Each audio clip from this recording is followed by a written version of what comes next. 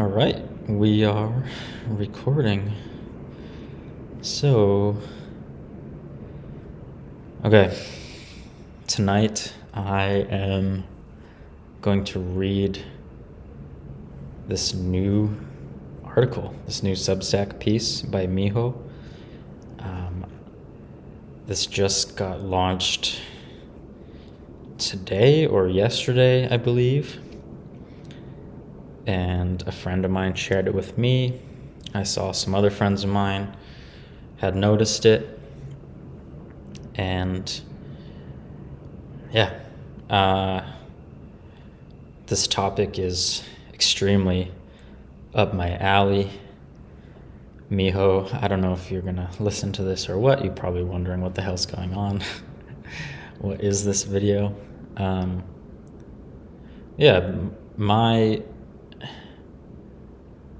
What can I say? The tricky thing with these is I still try to maintain a lot of privacy on Twitter, so I don't want to say too much, but I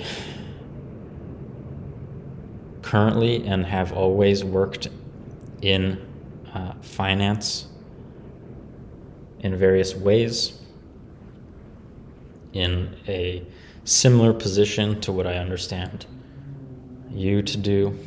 Not the same thing, but adjacent. And so thinking about the psychology of money and the things that drive us to pursue money or push money away or to be afraid of various things within our financial lives has always been very interesting to me, and takes up most of my professional attention. And maybe 5 years ago at this point, I began to explicitly study not just psychology I've been studying longer, but study therapeutic modalities. For example, internal family systems and Eugene Gendlin's work with focusing, and thinking about our relationship to money through that lens. So that's been going on for 3-4 years very explicitly at this point. And I spent the last 2 to 3 years very explicitly delving into my own personal relationship with money. So not really researching it in the way that it seems you, Miho, are doing with this, but really just spending a lot of time reflecting on my own personal experiences, my history with money, my cultural upbringing with money, the ways that I interact with it now in my life and throughout my working life, and how it shapes my thoughts about my own future. So that's what I've been doing progressively. I've been beginning to help other people with that same kind of thing. So yeah, I've also been, for the last number of years, studying nervous system and trauma, stuff like that, and thinking about that in conjunction with money as well. So anyway, when this showed up in my DMs this morning, I was like, wow, that is exactly the kinds of things that I think about, and it's very exciting to see that someone else is doing something similar. And like I said in my tweet, it was triggering for me. That is, that's my own personal stuff, but I was like, oh no, this person is gonna blow up and gonna get so much attention for their ideas because it seems really interesting and deeply thought through. And I read a little bit of your bio in Substack, and the experience that you bring to this seems so fascinating. So yeah, I had a little bit of insecurity seeing that this exists, but that's past for the most part, and I wanted to dig deeper. And what I'm doing right now is something that I like to do with various articles that I'm interested in, whether they're written by my friends or they're just articles that I want to spend more time with. Reading them out loud is a way to slow down and really focus. And I don't know, I like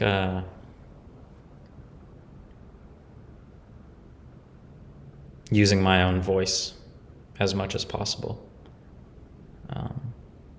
For me, it's a really good way to learn to vocalize things. So yeah, I make these videos where I read people's articles.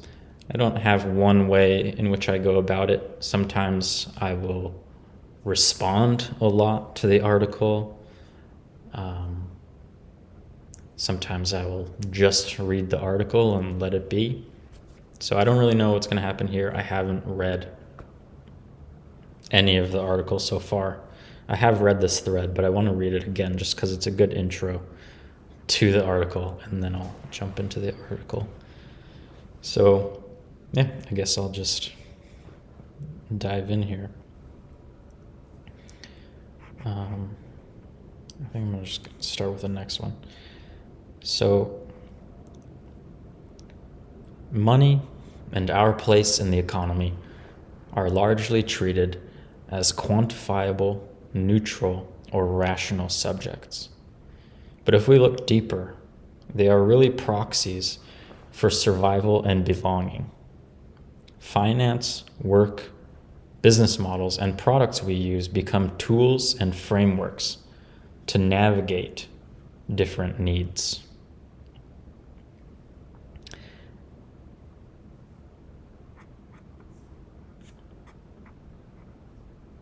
Economic trauma manifests most obviously in insecure relationships with money, our career identity, and our relationships.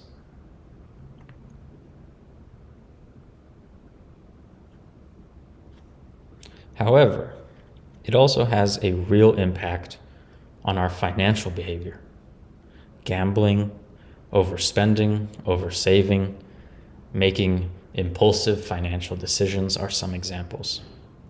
When compulsive, these may be us acting out in fight, flight, freeze, stress responses. There's very little consideration of human stress in design.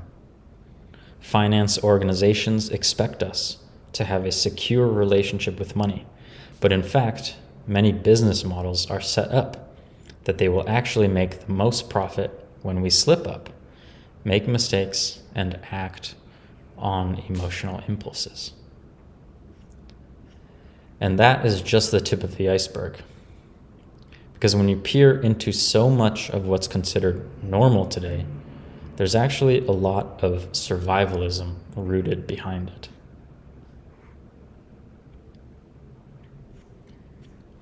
I've always been fascinated with trauma and human stress responses in an attempt to understand myself and the world around me. So I've decided to do this research and work. What if we really lean into what's going on for us in our psyche? Could we do things differently? I hope you'll join me.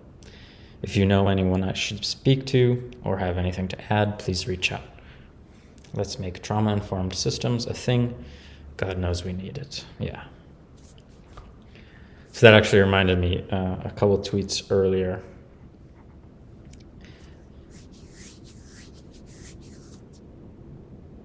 I guess I'll say it. So my professional background is explicitly in marketing, and something that I have spent a lot of time thinking about. You have got a comment on your tweet from somebody. Where is it?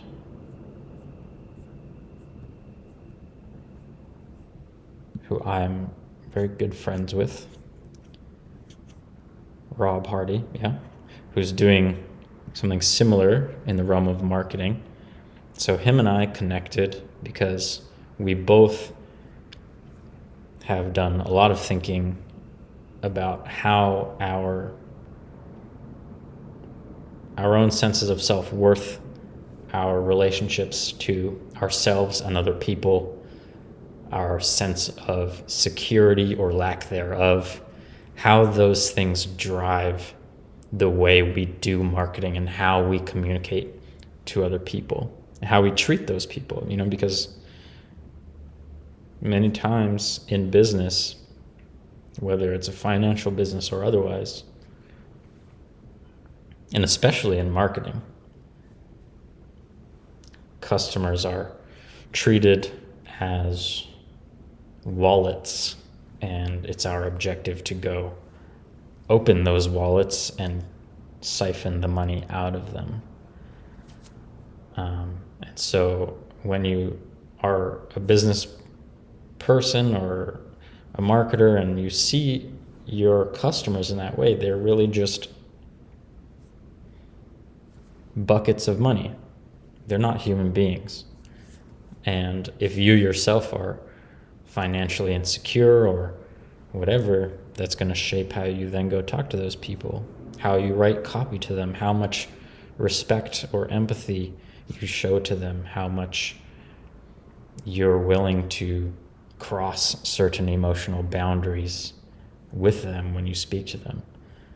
So Rob and I individually had spent lots of time thinking about those questions, and then over the last few years have become friends discussing that sort of thing. So yeah, again, very much up my alley, up Rob's alley.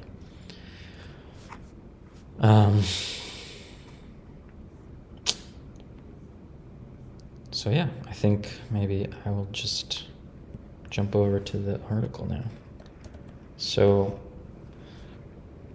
this is Introduction to Money Trauma by Miho Soon. Trauma and capitalism, as usual, are deeply interconnected. This looks somewhat long, so we'll see how it goes. Maybe I'll do 2 parts. I still laugh to myself that I'm starting a newsletter on a subject like finance. I've always seen it as a rational, male-centric subject that I, a self-identified emotional female, wouldn't find myself anywhere close to. But I fool myself in the irony of trying to split a subject so complex into such a limiting binary. Because if we just tune in and lean into the reactions of people around us in response to the current layoffs, inflation, rising gas prices, and threat of all kind of social and economic collapses, it's clear that money invokes anything and everything but the rational. And that's because the way we interact with money isn't rational. 90% of all money behaviors are made emotionally. Yeah, I agree with you. This is kind of like something I definitely pound the table on. And in most of my work, well, it's kind of interesting because I'm sure for you as a designer, rather working in finance, I certainly am. I would imagine you also. Actually, I'm not sure if you work in finance anyway, but surrounded by so many people who definitely see money as this super rational thing. But being in the role that I have always been in, marketing side, where communication and psychology and emotion is fundamental to my job, I have had to acknowledge and look for the the ways in which money decisions are not rational. So it's been this interesting dichotomy where within my own role, it's evidently clear that money isn't a rational thing, but then the professional culture around me usually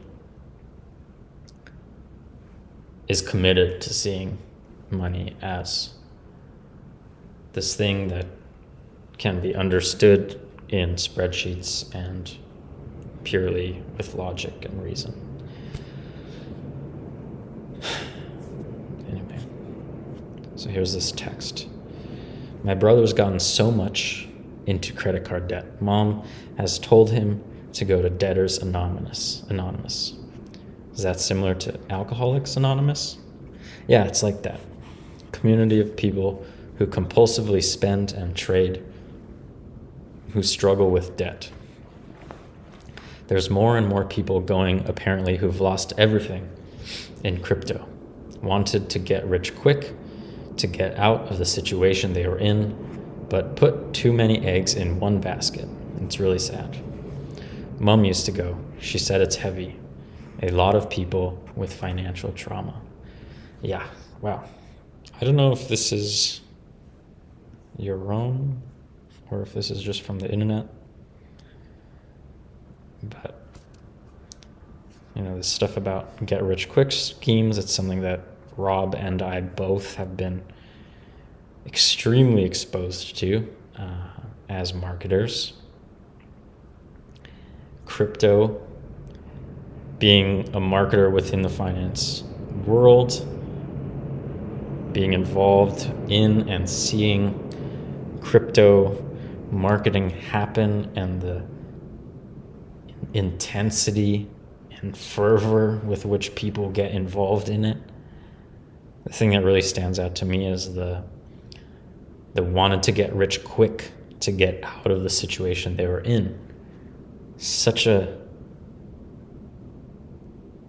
real phenomenon. I've experienced it. It's how I have related to much of my professional life. Choosing a career where I thought that I could make as much money as possible, as quickly as possible, and then hating every minute of it and wanting to get out of that situation. So then getting stuck because it's like, I want to get all the money I can as fast as I can to get out of this situation, but I'm not actually getting that money quite as quick as I thought. So I hate being here, but I see no better way to escape than to stay, which is kind of an endless cycle. So anyway, that's my own experience. As a product designer who formerly worked in crypto, being confronted with graphs and charts of cryptocurrency market trends plummeting funnily brought me right back to memories of my childhood. I have a Malaysian Chinese heritage and grew up in new money. Everyone around me coming from generations of poverty to suddenly having more wealth than they've ever had before. Although we no longer had to be preoccupied with survival, it was clear that our relationship with money was still dysfunctional. I grew up surrounded by plenty of unhealthy financial behaviors: reckless spending, risky investments, gambling. In conversations around career, there was plenty of status-seeking, dirty competitiveness. Families around me had disputes around inheritances that involved betraying those closest to them.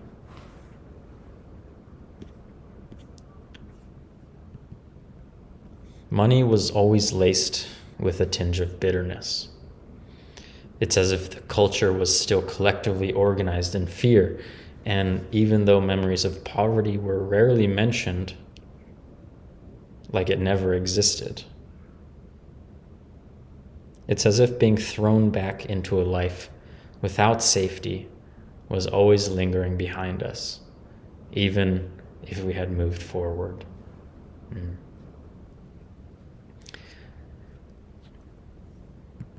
It was a gradual process to realize that my resistance to anything financial was much more than a theoretical hesitance. It was deeply emotional. And I know this isn't just my story, but the story for so many of us in the world. Yeah. I'm having an impulse to say more about my own background and experiences with all this stuff, but I think I'm actually gonna kind of table that stuff. I want to just read this.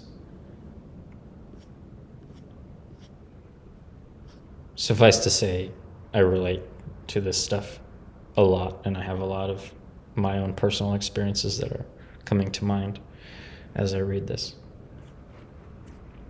So, what is money trauma?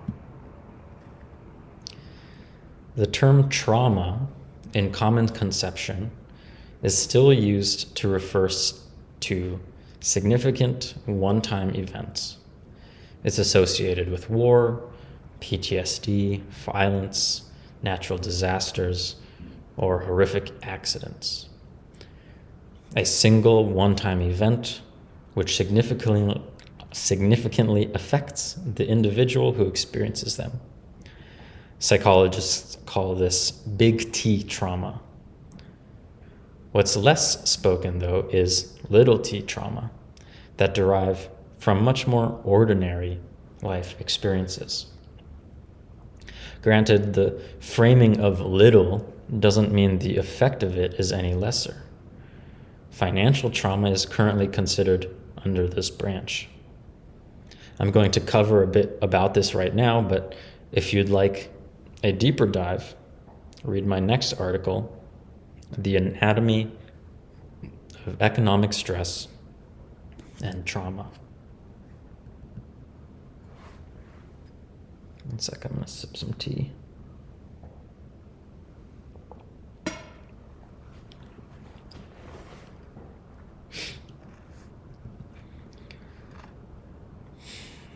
The concept of money, financial or economic trauma will be intuitively familiar to mostly all of us around the world. You might have heard of the scarcity mindset, a belief system that's obsessed with never having enough.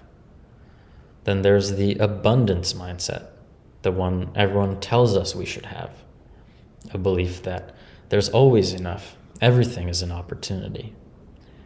However, where it lacks more depth is the acknowledgement that these mindsets do not arise in a vacuum. It does not just innately come from ourselves as individuals. The systems we are a part of, internalized beliefs, and our experiences play a significant role in psychologically and physiologically impacting from which perspective we look at the world. Most proposed solutions are just to simply alter our scarcity mindsets into abundant ones. Just look at the bright side of life and the problem is solved. All right, Gabor. Trauma is not what happens to you, it's what happens inside of you as a result of what happened to you.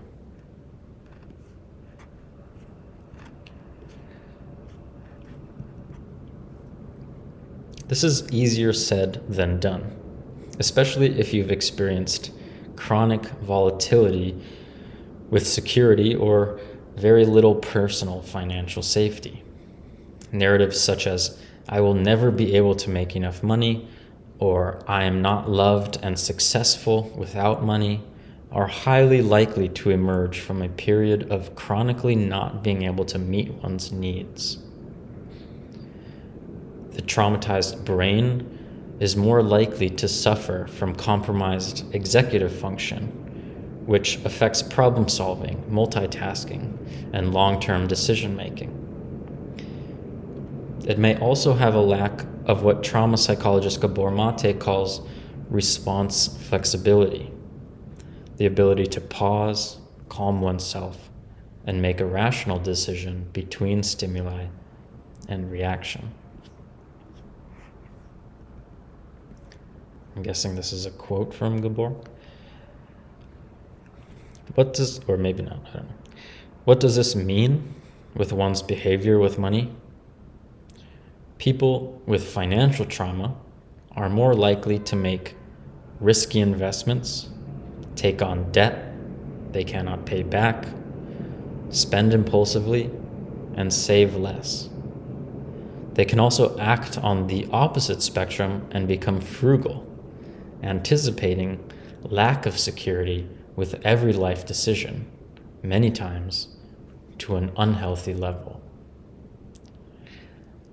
Yeah, I am very familiar with that. Ooh. This is the psychology behind what's commonly known as the poverty trap, alongside societal factors like racism, class exclusion, domestic and sexual violence, and colonialism that make social mobility and holistic well-being an unrealistic ladder to climb for many. But these factors altogether are still rarely framed as a trauma, which is so much more powerful than seeing the human condition as static and unresolvable.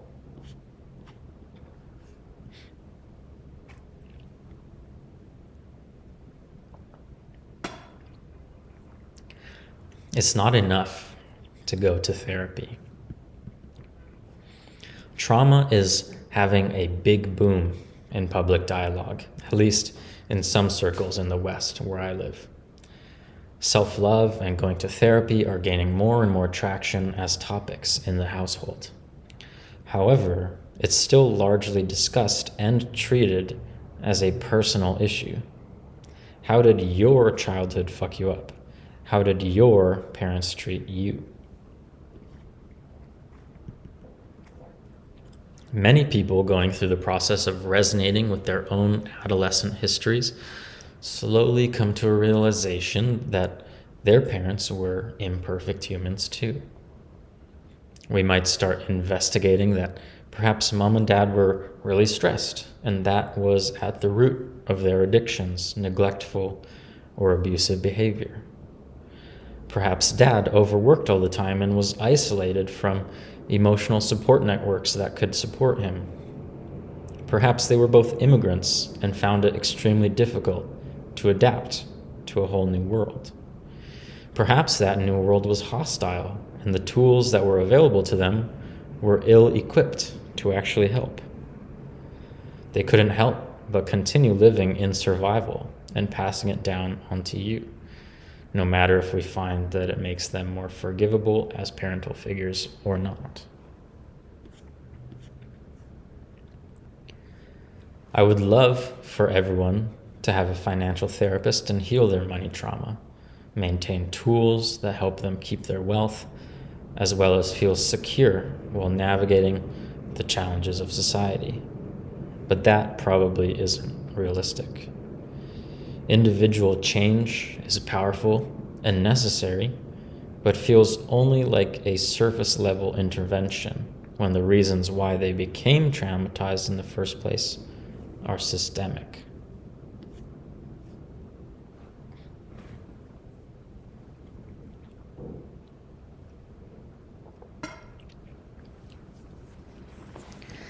The psychologically extractive economy.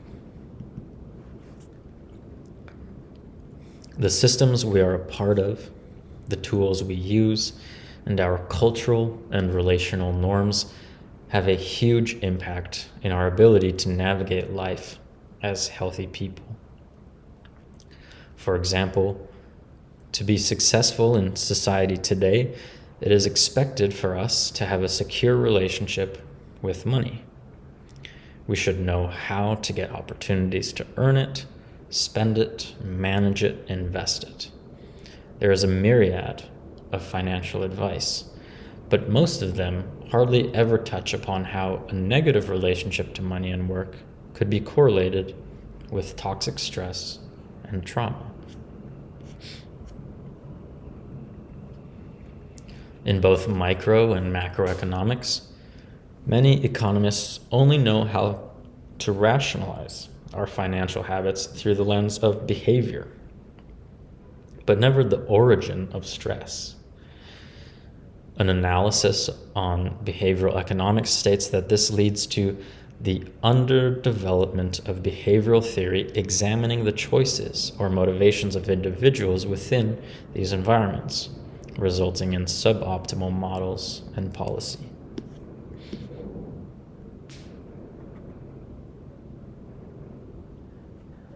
Oh, that's dark.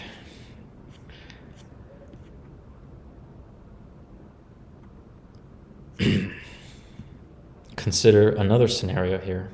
A father losing all or most of his wealth through Bitcoin rapidly falling in price.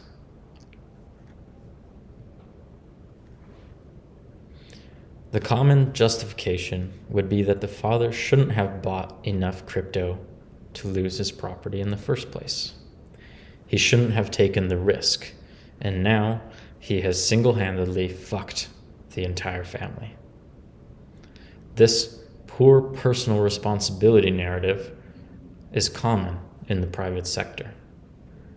Companies shift the whole responsibility of informed decision-making to consumers, failing to consider how psychological circumstances work with products, marketing, and business models to move us away from making healthier choices in the first place.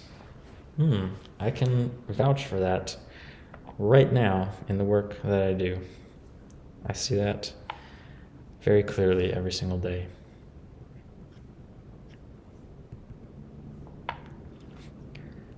I'm not against investing or trading in assets, and I've of course owned crypto myself before.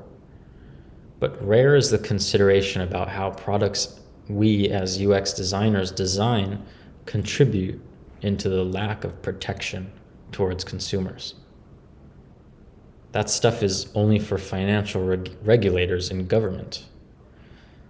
High-frequency trading in stocks and cryptocurrencies in the digitalized age elicit psychological responses that have long been compared with gambling. In the meantime, many financial organizations will actually make the most profit when we slip up, make mistakes, and act on emotional financial impulses.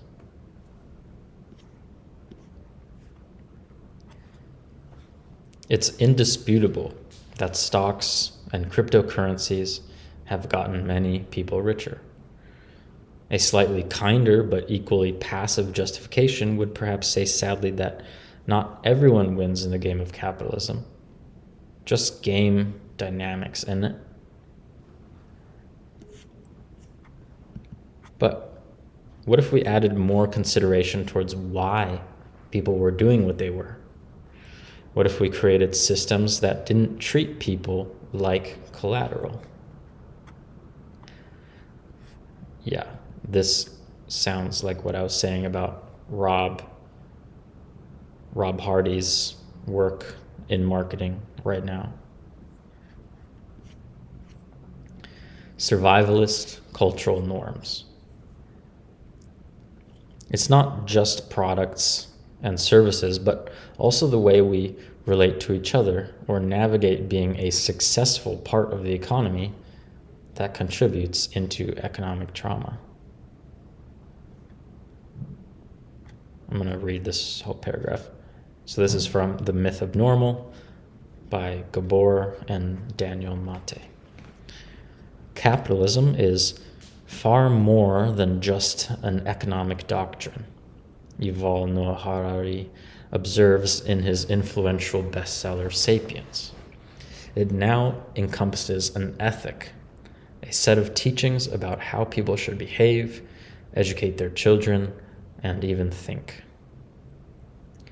Its principal tenet is that economic growth is the supreme good, or at least a proxy for the supreme good, because justice, freedom, and even happiness all depend on economic growth. Capitalism's influence today runs so deep and wide that its values, assumptions, and expectations potently infuse not only culture, politics, and law, but also such subsystems as academia, education, science, news, sports, medicine, child-rearing, and popular entertainment. The hegemony of materialist culture is now total. Its discontent's universal. We explore how it affects our very health in this and the following chapters.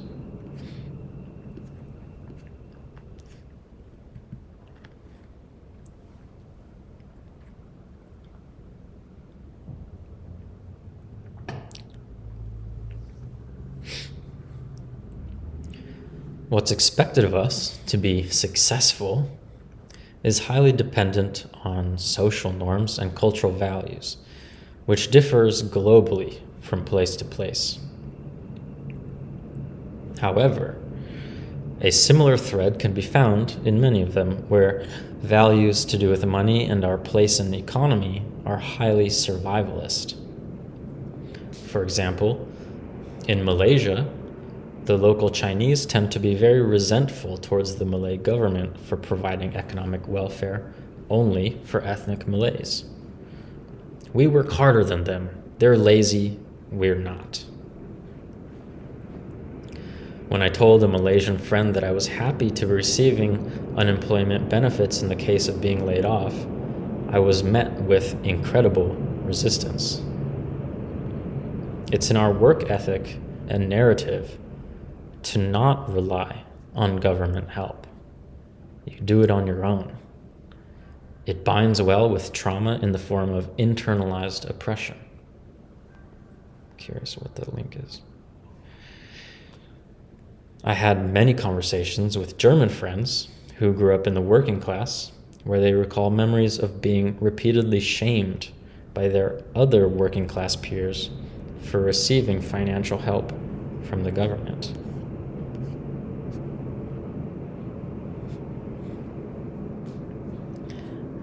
Reminds me of the shame directed towards people who grow up with a lot of money in their families, trust fund kids. I know of trust fund kids who actively try to give their money away because they're so uncomfortable with having it and are so ashamed. There is a direct relationship between trauma and hyperindependence, which both work in parallel to shape narratives about success and thriving being an individual aim without others. We don't need other people because we are good or safer on our own. The disentanglement from close bonds with people might end up preventing us from receiving the vital necessity of social, emotional, and financial support in times of crisis. I recall a conversation with my therapist where she discussed how it is a particular kind of trauma that a person comes to believe they truly only can face the burden of their problems by themselves. Yeah.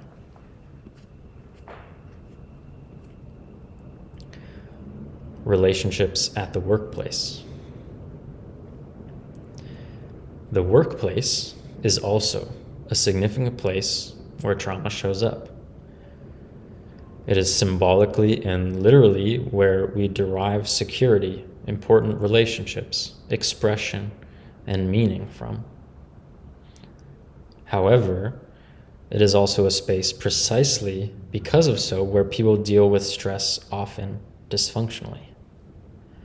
I've watched the most anti-capitalist of people become entrepreneurs and crack under financial pressure, having to make decisions that the younger versions of themselves would have despised. Toxic masculinity, encourages men to channel pain that can't be expressed into fight responses, grandiosity, and narcissism. Many women, immigrants, and marginalized groups become trapped in a fawn response, repeating cycles of appeasement toward the people who assert power over them, for fear of losing their work or immigration status. This prevents them from being able to step up and demand what is fair to them. Conflict is expected and natural during times of stress. But how can we ensure that processes for resilience are there when crisis arrives?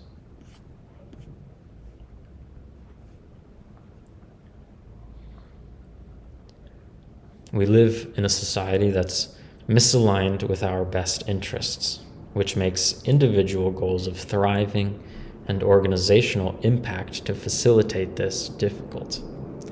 Because even if we all go to therapy, it doesn't mean the systems around us are facilitating the necessary conditions for us to thrive. And that's why I think there's something particularly powerful about framing an experience as a trauma. There are tools, frameworks, and principles we can start implementing around us. We can start talking about causation, outcome, response, and prevention.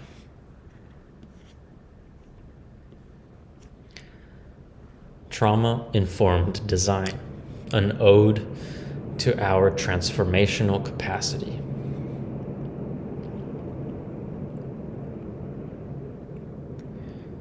Alternative economic ideas all have different theories of change for how to disrupt capitalism as usual. Some focus on decentralization, limiting or transcending growth. Others focus on well-being, localization, or creating more equitable policies. In the spirit of experimentation and the resonance that we need to go deeper, I decided to launch a trauma-informed design perspective to serve as a guide. The field of trauma research is still relatively new, but researchers such as Gabor Mate, Bessel van der Kolk, Thomas Hubel, and the tens of thousands of practicing psychotherapists and social workers out there have dived into how to change our responses in life from a fear-driven, self-fractured one into a re-empowered and holistic one. What if these principles were applied to the systems and culture around us?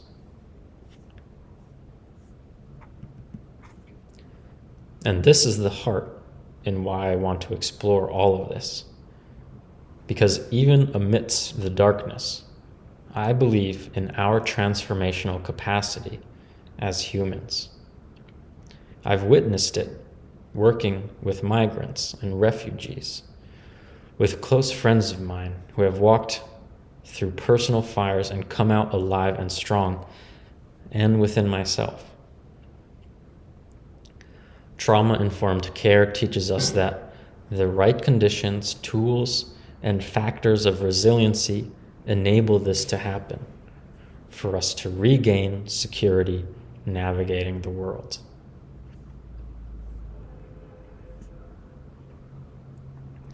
Trauma takes away a lot of our agency in decision-making, relationships, and outlook toward life.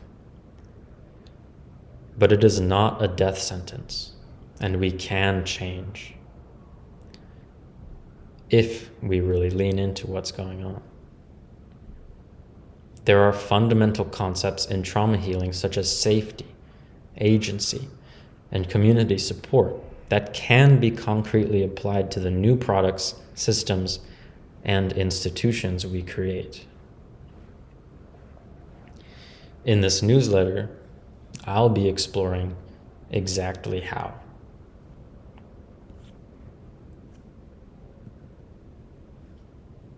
When we design for those who are most vulnerable, we make things safer for all.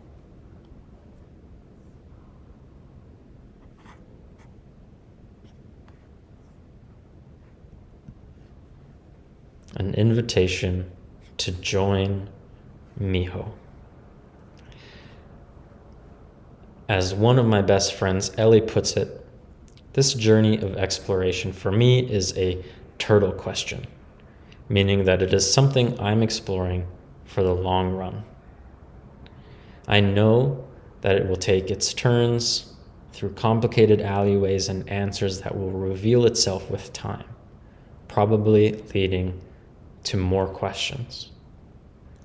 My hope is that you'll come with me on this process, and that this platform becomes a participatory launchpad for even more discussions and mutual discoveries.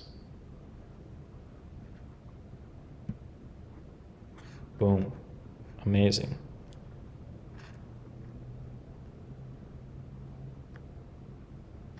Thank you for writing that. And I look forward to more. I look forward to following along, connecting with you, whatever happens. I'm very excited for this. It resonates very, very deeply with me, and this is also a turtle question in my life as well. So, till next time, take care.